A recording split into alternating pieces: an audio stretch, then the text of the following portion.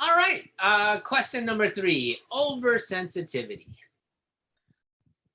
So this is a 9-year-old boy who is able to express what they like and what they don't like, but is overly sensitive to a lot of small things that go wrong. So he'll scream if his younger sibling grabs his hand. He'll cry out if he drops a utensil. He generally just overreacts if anything kind of bad happens.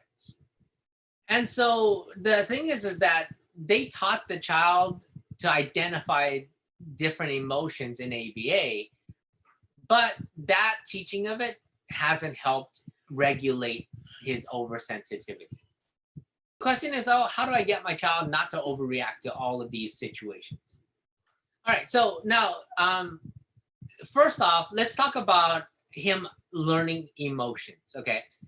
Just because you understand something doesn't mean that you can do something or it helps you, just because, I can identify that I'm mad doesn't make it that it stops me from being mad, It just tells me, I know what I feel. I can put a label on it, but that doesn't actually help mitigate anything. It doesn't make me feel better knowing that I'm mad. A long time ago, actually, when I first started supervising cases, I worked with this child that was similar, oversensitive to a whole lot of different things. So he would want his environment perfect, right? So if we took a book on his bookshelf and just moved it a little bit out, he'd protest.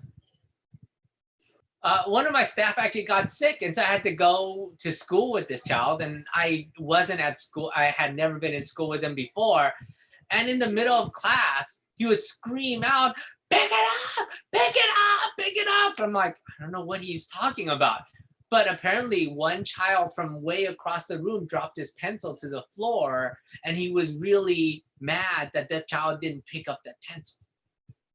Parents told me, when he went to bed, he'd have these Toy Story toys that he had to sleep with, but they had to be arranged in a very particular order.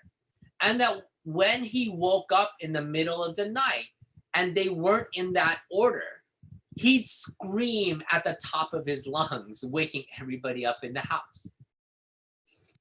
So the short answer to this question is you just have to target all those situations very, very specifically to desensitize them to.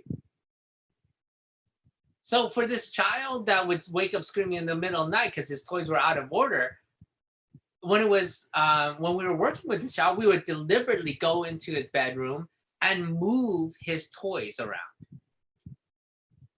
And so what we did was we would expose him to that situation. We move it very little bit. He'd cry, he'd scream, he'd get up, he'd calm down. We'd reinforce him, and then until he got good at that level, then we would move it some more and move it some more over weeks, over months, until we get used to where we can take that toy out of the room, we could move it in any direction, and that solved that problem.